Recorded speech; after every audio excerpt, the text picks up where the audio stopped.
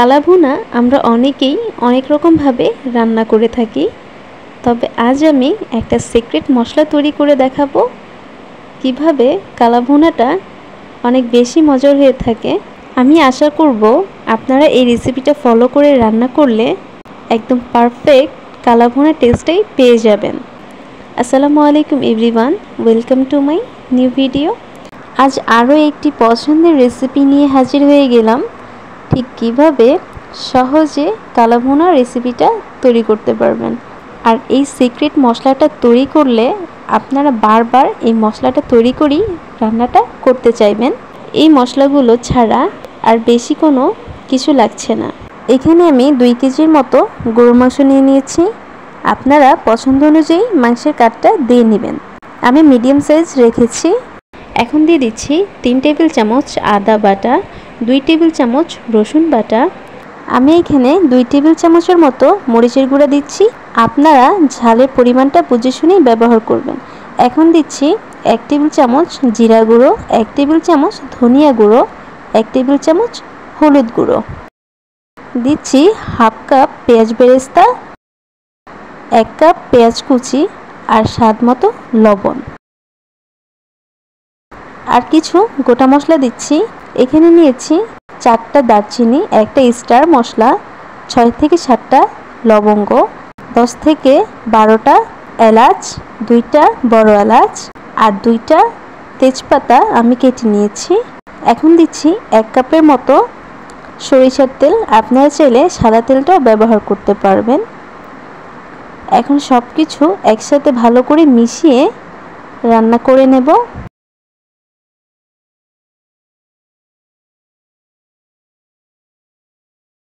সব কিছু একসাথে ভালো করে মেশানো হয়ে গেছে। এখন আমি ঢেকে রান্না করে নিচ্ছি পানিটা ছেড়ে দেওয়া পর্যন্ত। আমি এখানে 10 মিনিটের মতো রান্না করে নিয়েছি। দেখতেই পাচ্ছেন পানিটা ছেড়ে দিয়েছে। আমি আবারও একটু নেড়ে চেড়ে ঢাকনাটা দিয়ে দিচ্ছি। আর আপনাদের হাতে সময় কম থাকলে এই কাজটা কিন্তু প্রেসার কুকারেও করতে পারেন। মাংসটা সেদ্ধ হয়ে গেলেই নামিয়ে বাকি প্রসেসিংটা আপনারা নর্মাল কোনো প্যানে করে নিতে পারবেন। তবে খেয়াল রাখতে হবে কোনোভাবেই তাড়াহুড়া করা যাবে না। আমি কালা ভুনার জন্য যে সিক্রেট মশলাটা রেখেছি সেটা তৈরি করে নিচ্ছি। এর জন্য এখানে নিয়েছি 3টা জয়ত্রী, 15 থেকে 16টার মতো কালো গোলমরিচ, 1 চামচ রাঁধুনি আর অর্ধেক জয়ফল নিয়েছি, আর নিয়েছি 6 থেকে 7টা লবঙ্গ। এখন সব কিছু একসাথে ভালো করে পাউডার করে নিচ্ছি। এখন এই পাউডারটা মাংসতে দিয়ে দিচ্ছি। আর এই মশলাটা দেওয়ার পর অনেক সুন্দর একটা স্মেল আসবে। আপনারা যখন তৈরি করবেন তখনই বুঝতে পারবেন।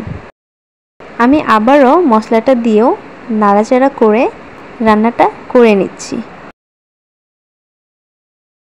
আপনারা যদি প্রেসার কুকারে করেন, মশলাটা দেওয়ার আগেই প্রেসার কুকার থেকে মাংসটা নামিয়ে নিতে হবে। এখন দিয়ে দিচ্ছি 1 কাপ পেঁয়াজ কুচি। আমি পেঁয়াজটাকে কিভাবে কেটেছি দেখতেই পেরেছেন।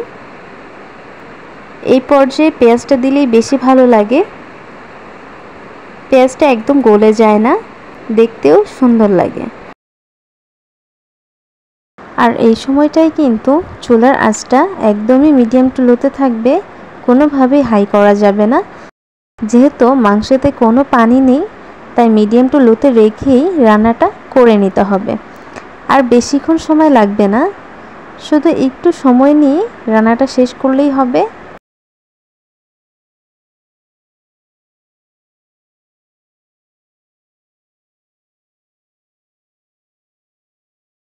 কালা ভুনার আসল সিক্রেটটা কিন্তু এখনই।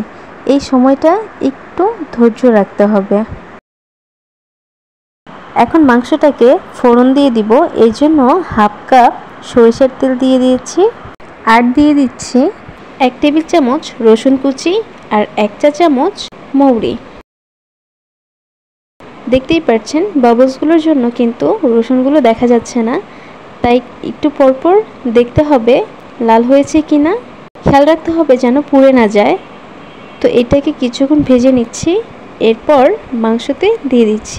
কালারটা চলে আসছে, এখন আমি মাংসতে দিয়ে দিচ্ছি।